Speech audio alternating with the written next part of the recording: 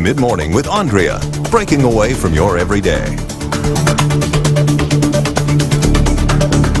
Good morning, everyone. Distracted driving, you've heard of it. It often involves smartphones, but a new study finds the technology built into the dash of many cars can also lead to some dangerous distractions. Meg Oliver reports. Infotainment systems put technology at our fingertips. But a new study from AAA finds the screens can be extremely distracting.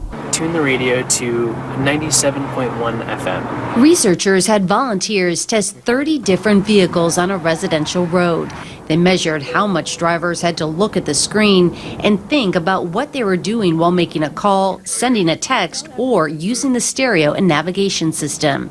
Professor David Strayer from the University of Utah led the research. Some of the most advanced systems are really very difficult for the driver to use, may take minutes to actually perform. The study found drivers were visually distracted for more than 40 seconds when programming the navigation system or sending a text message. AAA says removing your eyes from the road for just 2 seconds doubles the risk of a crash. Ricardo Maías took part in the research and nearly missed a stop sign while using a touchscreen. Stop sign. The cars that used the screens and the touchpads are the ones that probably made me feel the most uncomfortable. Call Map from mobile. Researchers say voice commands also take the driver's attention off the road. Calling the other lines. Look at this woman's eyes as she tries to make a call. That's the wrong number. AAA is sharing the results with automakers. Safety experts want car companies to change infotainment systems so the most distracting features are locked out when the car is in motion. Meg Oliver, CBS News, New York. Now, some automakers already disengage certain infotainment features when the vehicle is moving. Well, when someone is in the hospital, it is hard for loved ones who can't be there all the time. Well, now some hospitals are using a new technology that gives family real-time updates. Kirsten O'Connor has more from Orlando, where that technology was put to test during Hurricane Irma. Good boy. Wendy Eddard holds her son in the neonatal intensive care unit, grateful for every moment. His first month of life was very hard for him because his chances were really low of surviving. Giovanni was born July 1st at just 24 weeks, weighing a little over a pound. That's a hard thing, seeing your baby in an incubator and you know that you can't touch him, you can't comfort him. Then Hurricane Irma hit Florida, putting this Orlando hospital on lockdown. Giovanni's mom and dad were unable to see him for 2 days. But a new app called Ease kept the parents and other NICU families updated during that difficult time. Nurses caring for babies snapped photos and videos during the hurricane and sent them to families waiting out the storm. It just made the day for them, and I think the next morning we took a little video after the hurricane and had him waving and say, "Hurricane Irma, what? That was no big deal." The technology lets hospitals update the status of medical procedures, and to protect patient privacy, all communications disappear after 60 seconds. Wendy and Zachary say the app gives them peace of mind. A little bit of light in like a sad, dark day. Being able to see him, that felt really good. Now they're looking forward to taking their son home soon. He's considered, a miracle. Kirsten O'Connor, CBS News, Orlando. That's his sign. And the Ease technology is currently available at 29 hospitals nationwide. So are you a gadget geek? Google has a slew of new ones. The company pulled back the curtain on a collection of products. Mary Maloney gives us a sneak peek. These are Google's flagship smartphones, the Pixel 2 and Pixel 2 XL. Both show off the company's Android operating system. The phones are water resistant, pack a powerful rear camera, and have OLED screens and fingerprint sensors. The new Pixels include access to the lens feature within the Google Photos app. If you point the phone's camera on something like a sign or an animal, Lens will give relevant information like phone numbers or a dog's breed. The Pixel will feature a portrait mode and does not have a headphone jack. Also new, Pixel Buds, which are technically wireless headphones, but the buds are connected with a string.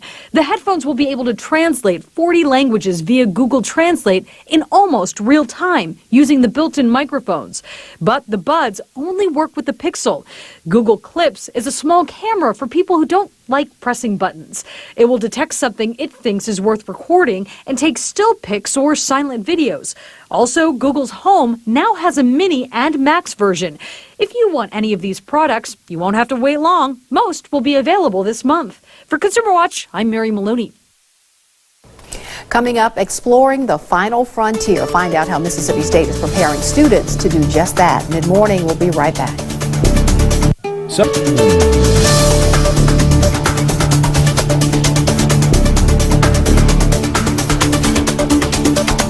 All right, we're back, everyone. 2 astronauts land on the Mississippi State University campus this week. It's all part of the Astronaut Scholarship Foundation. It provides big bucks to outstanding college students in their junior and senior years. Dr. Tommy Anderson is with the Shackles Honors College and the director of MSU's Office of Prestigious External Scholarships. That's a long title. He is here this morning. Thanks so much for being here with us. Well, thank you. Thank you for having me. Well, it's really cool that later this week we're going to have actual astronauts on the MSU campus. That's true. How did this come about? Well, Mississippi State was lucky to be invited to be a partner with the Astronaut Scholarship Foundation, one of 40 universities across the nation, one of 5 in the SEC, to partner with the foundation to promote STEM scholarship at the undergraduate level. And so they'll be coming to campus. They'll spend some time with the students. There's also going to be an opportunity for the public to hear them speak, right? Absolutely. 5:30 Wednesday. There's an open discussion. The astronauts will be presenting what it was like to walk on the moon, to be part of the Apollo missions, the kind of famous, historically famous Apollo missions. And so it's open to the public. The doors open at 4:45, and the community's invited.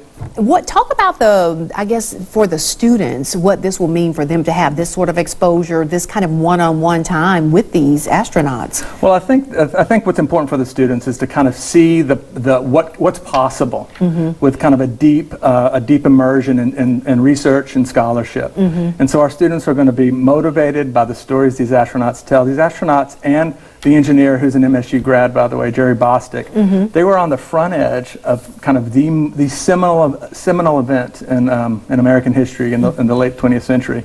And so for science and technology to merge with history and public policy in that way, I think our students will be motivated, excited, and kind of see what's possible within their own kind of realm of possibility. Well, and I do love that, you know, the seeing of possibilities, because one of these men is from Mississippi, is that right? That's right. Fred Hayes is from Mississippi, and his story is fascinating. He's one of his Apollo mission was the famous one in the movie Apollo 13. They didn't make it to the moon, but the story of how they navigated back from a crisis that could have cost them their lives and got back to Earth safe and sound is an amazing. It's a fascinating story, and I'm sure he'll go into that with the students. You brought a few pictures, and I'm sure they will share these throughout their discussions that they're having with the public and with the students both, right? I hope so. But this is Charles Duke, another of the astronauts. He's one of the 12 astronauts who walked on the moon, and he's coming to speak to us as well. Now, that's Charles doing experiments, collecting soil samples. His mission brought back, I think, 209 pounds of moon stuff for research and development. And this is, the other thing about Charles is he took photographs of the event. And so some of the most famous photographs in our own cultural imagination come from Charles's camera. This is one where you see the lunar module in the background. He's on the lunar mobile as he's driving away from the module. And so he took a lot of these photographs that have become famous. Wow, this is all fascinating stuff. And the great thing, again, not only are the students going to have the opportunity, but the public as well. So again, give us the time on Wednesday. 5:30 Wednesday, doors open at 4:45, Bettersworth Auditorium in Lee Hall in the center of MSU's campus. All right, and this is going to be free and open to the public, and this is wonderful. Thanks so much for coming and sharing. We appreciate it. All right, thanks. All right. All right, remember the good old days. One high school is taking the yearbook game up a notch. We'll share that story when we come back. Missing team.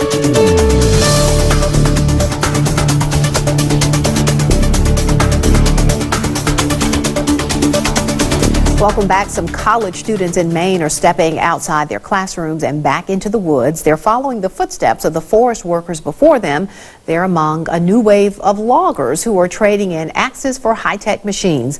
Kenneth Craig reports from a small town in Maine where leaders hope these graduates can return the logging industry to its glory days. We're in beautiful downtown TAR7. TAR7 is what the locals call this plot of forest in the middle of Maine, where the deep woods serve as a classroom for the state's next generation of loggers. We're giving them, as students, the very foundation of what it takes to be a logger. Ben Tuttle is a student in the new mechanized logging program through Northern Maine Community College. His dad is a logger, and he fell in love with the trade as a kid. The cool equipment and how big it was, and just being in the woods. The logging business today is a far cry from the lumberjacks of yesteryear, and it's at a critical turning point. In the digital age, demand for paper has dropped dramatically. Good to meet you. And Senator Angus King says Maine's forest industry has taken a major hit. To keep it alive, he's counting on a process called cross-laminated timber, which is timber put together in a certain way that makes it super strong, and you can build 8- and 10-story buildings with it instead of steel. Logging is now done with high-tech machinery and GPS systems, which require extra training. There's a lot of acres, millions of acres, in wood. So that means there's a lot of money just waiting for that next product. While it's not what it used to be, logging is still a multi-billion-dollar industry in Maine with a shortage of workers. And students here are hoping to put down roots. Kenneth Craig, CBS News, East Millinocket, Maine. And without this 12-week program, training usually takes a year and will cost companies about $100,000 to train each future logger. All right, when you look back at your high school yearbook, do you laugh or cringe? The hairstyles, the clothes, all saved for future generations like your children to look at and ask, what on earth were you thinking? Well, now one Missouri high school is taking the memories one step farther. We're bringing these pictures to life. Here at Richland, we're using a new concept which brings photos to life in our yearbook using video. We have an app that overlays video on still photos that will bring them to life. The idea is that we'll have one for each one of the seniors. So their senior video, they'll be able to actually go back and watch in the yearbook. Okay. But just being able to bring video to it is definitely taking us to the next level because it's bringing them to life. Like, it's showing what's going on through the picture. It's not just showing you the picture, like showing the emotion through it. It's showing what they're doing. As far as I know, we're the first ones to actually use this in Southeast Missouri or even in this area. Pull this down. Save it on there, so now it's uploading the overlay. So I just click back on it, then hit share, so they'll go public, and now you can see the video. When your app sees the picture, it triggers it with the overlay video. And that's how the app works. Just doing something new like this is amazing. One thing that we want to do, hopefully before too long, is to be able to build our programs so that people can take their cell phone, run their cell phone over that front image, so they actually have game action with them there in the stands. Any picture, basically. Maya's our student of the month, so we'll print that photo out hanging around the school. The kids can put their phone up to it and they can hear the interview with Maya. Hi, I'm Maya Kennedy. I am 17 years old. I love shopping, fishing. You can literally go to anything. It's a program, it's photos in the hallway, it's yearbook photos, you name it. I think they're going to love it. And I think, honestly, I think every student's going to want it. That's different. That is so cool. We love that. Well, in the interest of transparency, we thought you might want to see some of the WCBI News family as seniors in high school. There's no app and no movement in these, but look at this. It's Joey Barnes, a graduate of South Lamar High School in Lamar County, Alabama. And this is Robbie Donahoe, as pictured in his Indiana senior yearbook. And you're going to love this. Our chief meteorologist, Keith Gibson, with hair. We love it. It's Keith Gibson with hair. And finally, this is a picture of me in my senior yearbook from Starkville High School, and clearly big hair was still the thing back then, and nobody told me apparently that it was picture day. So just thought we might share those with you. Hope they brightened up your Monday morning. All right, an Iowa mom's mission to reunite a lost stuffed animal to its owner has gone viral. It all started after she made the discovery at an interstate rest stop. Here's the story.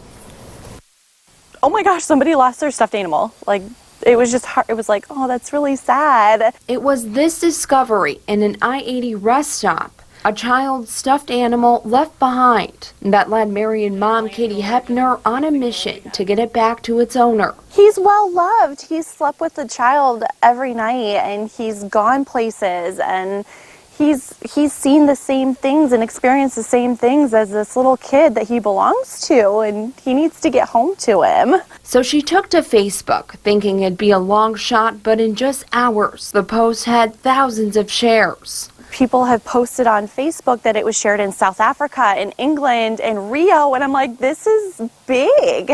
A big feat for a little guy. Hepner and her kids decided to name him George. And over the past few days, George has taken quite the adventure. She took him to school, she took him to a cheer competition, he's gone to lunch and dinner with us, and he went to church with us, and he's at work with me today. Even her oldest, turning George into the Hawkeyes' biggest fan. And he's 12. To get a teenager involved, he's been really fun with it. George even getting out for the occasional latte at Starbucks. I just want to get him home, whoever he belongs to. There's some kid out there missing his stuffed animal. And Hopner says she's gotten many messages claiming they're the owner of George, but none of them stories seem to quite match up. She hopes the post will eventually get George back to his rightful owner. All right, it's in restaurants and retail stores. Pumpkin spice is back. Kim Hutcherson looks at why you may actually crave the smell and the taste. Lots of people joke about being addicted to their pumpkin spice lattes. Turns out it is possible to be biologically addicted to the popular spice blend, which actually doesn't usually contain pumpkin. Typically, pumpkin spice contains ground cinnamon, dried ginger, nutmeg, and clove or allspice. These spices, alone or in combination, are often associated with the holidays and family. But with pumpkin spice addiction, there's more involved than just a psychological association. Experts say that when that recognizable pumpkin spice scent is combined with sugar, people learn to associate the smell with the pleasure that comes from consuming it. Literally, your body learns to recognize that spice combination and crave it. Experts say it's not quite the same neural mechanism involved in drug addiction. But when it comes to pumpkin spice, the more you consume, the more you want to consume. For today's Health Minute, I'm Kim Hutcherson. So have you had your pumpkin spice latte today? All right, it's the play that changed his life. Steps toward recovery ahead on Mid-Morning. A lot of websites